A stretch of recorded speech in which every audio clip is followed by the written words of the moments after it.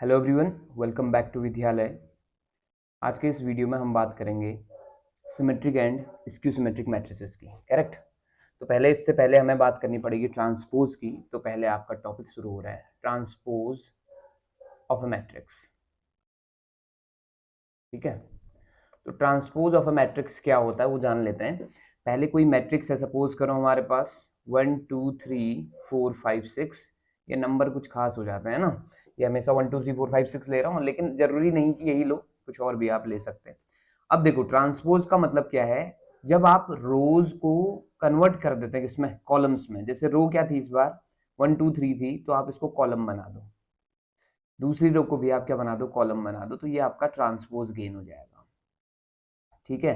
तो इसको हम कहते हैं ट्रांसपोज, और इसको डिनोट किया जाता है या तो डैश से, या ए की पावर में आप टी लिख देते हैं ऐसे। लेकिन ए की पावर टी वाला ज्यादा कॉमन नहीं है। कॉमन कौन है, ए ट्रांसपोज के लिए हम यूज करते हैं डैश को। करेक्ट। तो ट्रांसपोज ऑफ अ मैट्रिक्स समझ आ गया होगा। यानी कि हम कह सकते हैं कि transpose of a matrix we can get by simply changing the rows into columns and columns into rows. That's it. Correct. तो इस तरह से आपका अगर कोई पूछे तुमसे कि ए मैट्रिक्स का जो ऑर्डर है 2/3 है, तो ए ट्रांसपोज का क्या होगा, तो ये क्वेश्चन बन सकता है। देखो मैं हमेशा कह रहा हूं कि आपका जो इजी क्वेश्चंस होता है ना, वो परेशान करते हैं हमें बस। ठीक।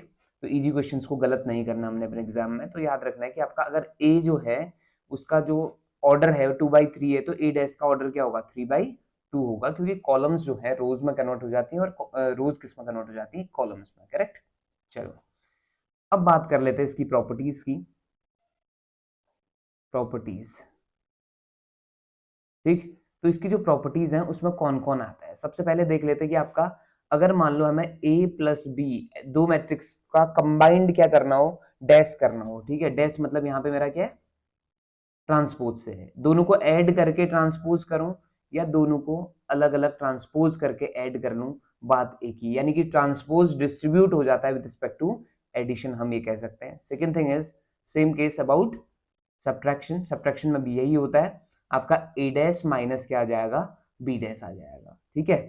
अब तीसरी प्रॉपर्टी जो है वो प्रोडक्ट के लिए देखते हैं। तो अगर ए बी का प्रोडक्ट का डैश किया जाए तो ये चेंज हो जाता है बी डैश इंटू ए डैश में। ये क्यों हो रहा है एक बार जल्दी से देख लो। देखो अगर ए का ऑर्डर है 2/3 और बी का जो ऑर्डर है मान लो 3/5 है, तो अब इन दोनों का प्रोडक्ट तो पॉसिबल है। क्यों, क्योंकि ये दोनों मैच हो रहे हैं। देखो जो जहां आपका ए में जो नंबर ऑफ कॉलम्स है वही नंबर ऑफ रोज है बी में, तो ए भी पॉसिबल है।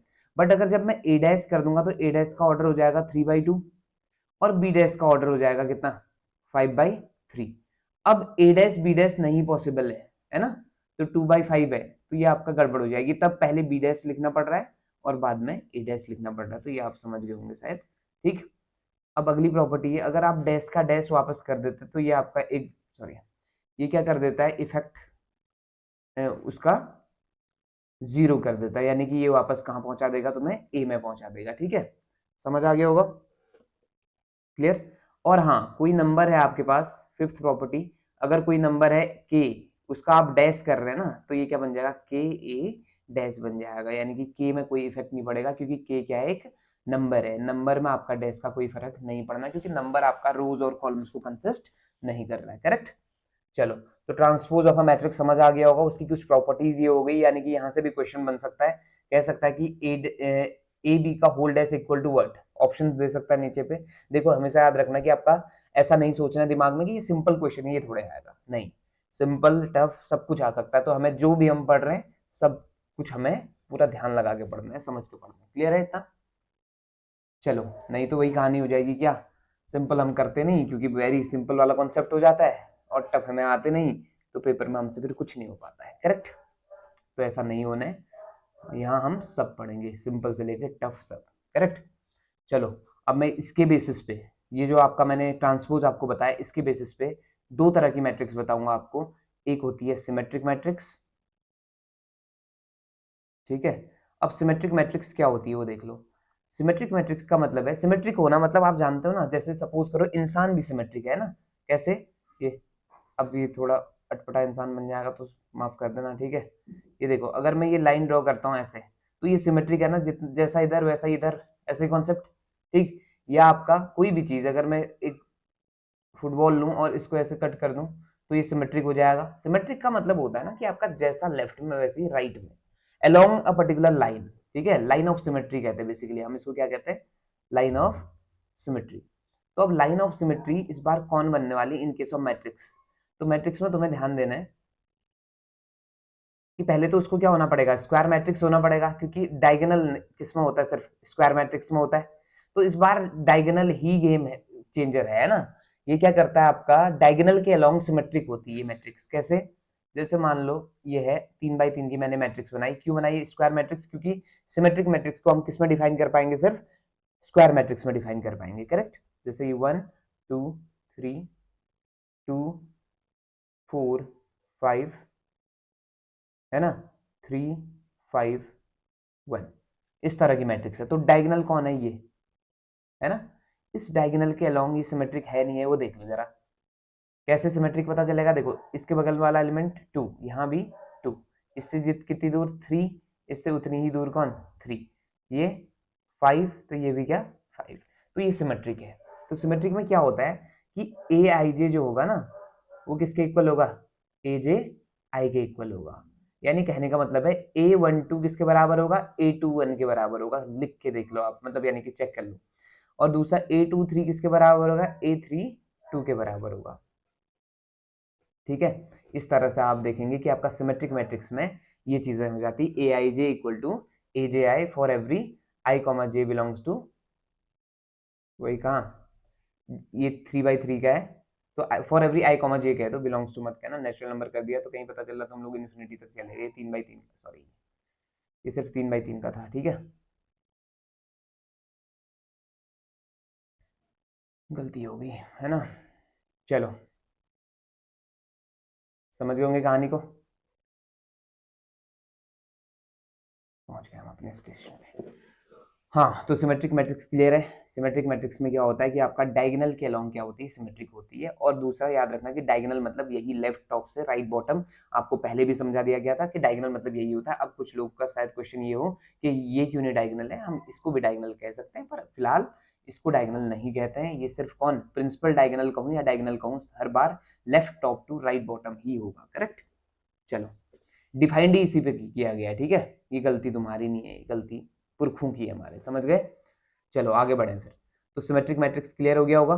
तो सिमेट्रिक मैट्रिक्स में एक खास बात है कि a matrix is said to be symmetric matrix if and only if A dash equal to A, यानी कि कोई मैट्रिक्स अगर सिमेट्रिक मैट्रिक्स है तो इसका मतलब हुआ कि उसका ट्रांसपोज उसके खुद के बराबर आएगा।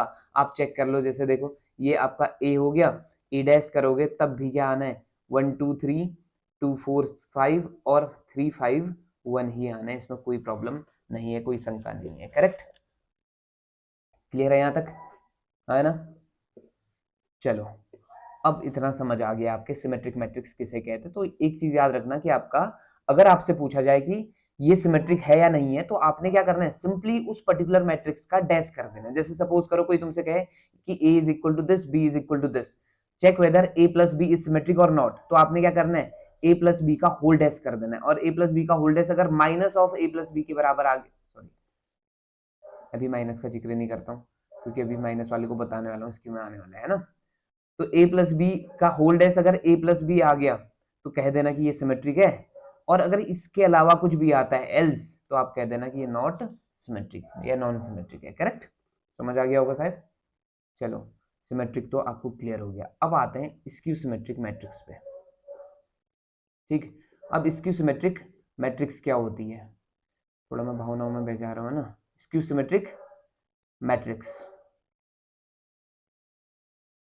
मैट्रिक्स तो स्क्यू सिमेट्रिक मैट्रिक्स किसे कहते हैं वो देख लेते हैं।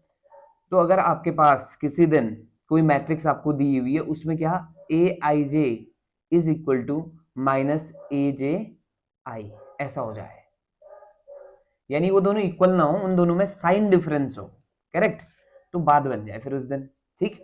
अब देखो डायगोनल एलिमेंट की बात, एक खास बात है डायगोनल एलिमेंट में क्या होता है कि जो दोनों हैं आई और जे क्या हो जाते हैं उस टाइम इक्वल हो जाता है। सपोज करो इस कंडीशन को इसके लिए अप्लाई कर दिया जाए, या तो आपका जे की जगह आई ले लो या आई की जगह जे ले लो, फर्क नहीं पड़ता।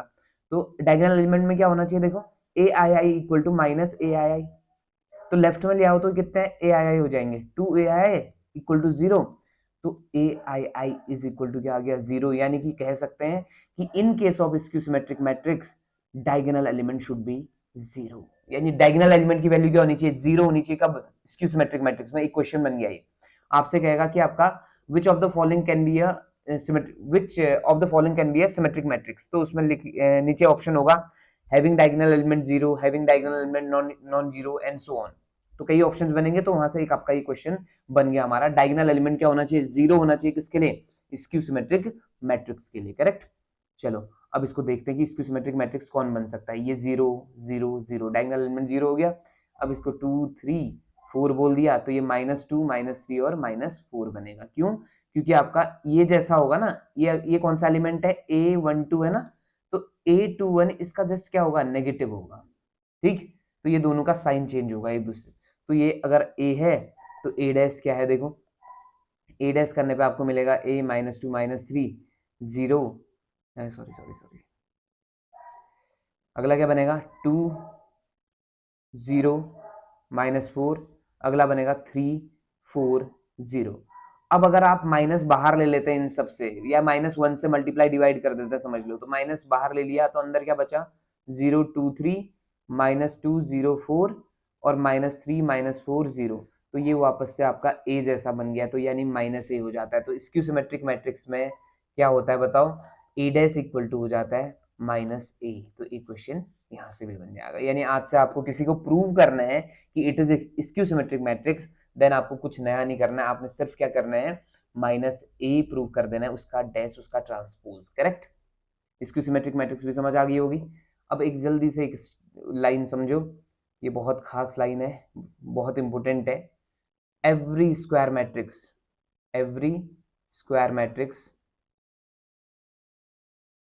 Can be expressed as the sum of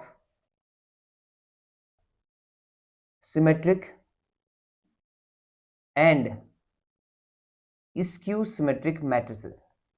यानी कहने का मतलब है कोई भी स्क्वायर मैट्रिक्स उठा लो आप, A ये एक स्क्वायर मैट्रिक्स है, इसको अगर आप क्या करते हैं किसके फॉर्म में लिख सकते हैं, कहना चाह रहा है P plus Q type form में लिख सकते हैं, जहां P क्या होगा सिमेट्रिक होगा और Q क्या होगा स्क्यू सिमेट्रिक मैट्रिक्स होगा। समझ आया इतना, ठीक। यानी किसी भी स्क्वायर मैट्रिक्स को आप ऐसे लिख सकते हैं, कहना चाह रहे हैं। तो इसको जल्दी से देख लेते हैं कैसे लिख पाएंगे हम किसी मैट्रिक्स को। तो मान लो ए एक स्क्वायर मैट्रिक्स है, तो इसको मैं ऐसा तो लिख ही सकता हूँ, 2 से 2 कट गया, बात वही बन गई। लेकिन इससे फायदा ये हो गया कि मैं A प्लस ए लिख सकता हूँ, किसको 2A को। इससे फायदा क्या है, देखो A में मैंने ऐड कर दिया A डैश, तो अपनी तरफ से A में ऐड किया है तो उतना ही क्या कर दिया माइनस कर दिया। तो इससे फायदा आपका कुछ इस तरह से हो जाएगा, half of A minus A dash, correct. तो ये जो पहली चीज है ये एक्चुअल में सिमेट्रिक मैट्रिक्स है, चेक करके देख लो आप। और ये कौन है, ये स्क्यू सिमेट्रिक मैट्रिक्स है, तो ये P की तरह काम करेगा और ये Q की तरह काम करेगा। तो यानी कि every square matrix can be expressed as the sum of symmetric and skew symmetric matrix. ये P बन गया, ठीक है, और ये Q। अब इससे फायदा क्या है वो देखो, फायदा ये है कि आपसे कहेगा कि एक मैट्रिक्स दी है आपको, एक स्क्वायर मैट्रिक्स दी है, तो हमें पता है कि इसको हम क्या लिख सकते हैं सिमेट्रिक प्लस स्क्यू सिमेट्रिक के फॉर्म में लिख सकते हैं। तो वो पूछेगा तुमसे कि इसका जो कंपोनेंट है सिमेट्रिक कंपोनेंट उसको फाइंड करो, यानी कि सिमेट्रिक मैट्रिक्स फाइंड करो इसके करस्पॉन्डिंग। तो आप क्या कहोगे, ओके ये आपका क्या होता है A प्लस ए डैश, यानी आपको क्या फाइंड करना है half of A plus A dash करना है, यानी इन सबको ऐड करने हैं डैश के साथ और उसके बाद हाफ कर देना है उसका, तो आपको सिमेट्रिक मैट्रिक्स गेन हो जाएगी, ठीक। तो एक बार इसको जल्दी से देख लेते हैं, A डैश क्या बनेगा इसका, ये बनेगा 1 2 3, ये 0 5 3 और 1 2 5, करेक्ट। अब इन दोनों को ऐड करेंगे तो करस्पॉन्डिंग ऐड कर रहा हूँ, 1 1 2 हो गया, 2 हो गया 4 और यहाँ 2 5 5 10 होता है हमारे देश में, ये 5 हो गया और ये कितना 1 2 5 है ना, 1 का 4 हो गया, 2 का 5 हो जाएगा और 5 का 10 हो जाएगा, ठीक। अब इसका हाफ कर देंगे आप, जहां हाफ पॉसिबल है कर दो, जहां नहीं हो पा रहा कोई दिक्कत नहीं है, ठीक। तो वैसे भी आप देख लो ये सिमेट्रिक मैट्रिक्स है, इसके अलोंग ये आपका सिमेट्रिक है ना, हाफ से फर्क क्या पड़ने वाला है, सेमी तो रिजल्ट देगा वो, ठीक। तो ये सिमेट्रिक होगी। ऐसी आप क्या ढूंढ सकते हैं स्क्यू सिमेट्रिक मैट्रिक्स ढूंढ सकते हैं, वो कैसे, half of A minus A dash. तो यहाँ से भी काम की चीज बन गई कि आपका कोई मैट्रिक्स दी होगी आपको, आपसे कहेगा कि सिमेट्रिक कंपोनेंट बताओ और स्क्यू सिमेट्रिक कंपोनेंट बताओ, तो आप इन दोनों की मदद से निकालेंगे, करेक्ट, ठीक। समझ आ गया होगा। एक छोटा सा टॉपिक इसी में ऐड ऑन कर रहा हूँ। अगर आपको देखो कहीं पे प्रॉब्लम होगी तो प्लीज बता देना, नहीं होगी तो फिर तो अच्छी बात है, ठीक है। तो ऐड ऑन कर रहा हूँ, देखो क्या करना है कि आपको कहेगा कि ए एक सिमेट्रिक मैट्रिक्स है और जो दूसरा बी है वो स्क्यू सिमेट्रिक मैट्रिक्स है। तो अगर ए सिमेट्रिक मैट्रिक्स है तो ए डैश इक्वल टू क्या, ए होगा, और बी जो है, या मान लो बी भी सिमेट्रिक बोल दिया, मान लिया थोड़ी देर के लिए, क्वेश्चन चेंज हो सकता है, कोई दिक्कत नहीं है उसमें, आपको डिपेंड करता है कि किस तरह से क्वेश्चन पूछना है, ठीक। बी भी सिमेट्रिक है तो मान लो ये क्या कहता है, B dash equal to B हो जाएगा। तो अब तुमसे पूछेगा कि check A B minus B A कैसा कैसी मैट्रिक्स है, सिमेट्रिक या स्क्यू सिमेट्रिक। तो आप क्या करोगे, इसका डैश कर दोगे, और इसका डैश करोगे तो आपको पता है कि डैश डिस्ट्रीब्यूट हो जाता है in case of addition and subtraction, तो ये डिस्ट्रीब्यूट हो गया। फिर अगले में ये प्रोडक्ट वाला कॉन्सेप्ट लग जाएगा, तो ये बी डैश ए डैश हो जाएगा, और ये क्या बन जाएगा, ए डैश बी डैश बन जाएगा। अब आपको पता है कि B dash is equal to B and A dash is equal to A and A dash again A B dash again B. तो अब ये जो माइनस अगर कॉमन लेते ही आपको दिखाई देगा कि ए बी माइनस क्या बन गया, ये बी ए, तो यानी ओरिजिनल जैसी ही बन गई, बस फर्क किसका आ गया बाहर, माइनस। तो ये कैसी बन गई, स्क्यू सिमेट्रिक मैट्रिक्स बन गई। तो यहाँ पे आपका एक क्वेश्चन ऐसा भी बन सकता है, कहेगा कि आपका ए सिमेट्रिक है बी सिमेट्रिक है, बताओ ए बी माइनस बी ए कैसी मैट्रिक्स है, ठीक है, डिपेंड करता है। तो इस तरह से आपने सिमेट्रिक मैट्रिक्स से क्वेश्चन बनेंगे। अब हम क्या करेंगे, कुछ क्वेश्चंस को टेलीग्राम में डालेंगे। ये आपका जैसे पहला चैप्टर है, दूसरा चैप्टर है, हम 2 चैप्टर कर चुके हैं, यानी दो हमारी पहली यूनिट ऑलमोस्ट खत्म हो गई है उत्तराखंड एलटी के हिसाब से, करेक्ट, डन। तो उसके कुछ क्वेश्चंस को हम टेलीग्राम ग्रुप में देंगे आपको, उनमें क्वेश्चंस कर रहे हैं, और अगर आपको डाउट होता है तो प्लीज भेजेंगे, नेक्स्ट वीडियो उन्हीं पे बेस्ड होगा, करेक्ट। चलिए फिर, अगर ये आपका पसंद आया वीडियो तो लाइक कर दो, सब्सक्राइब करो और शेयर कर दो, और फिर आपसे मिलते हैं नेक्स्ट वीडियो में, तब तक के लिए bye bye, thank you for watching.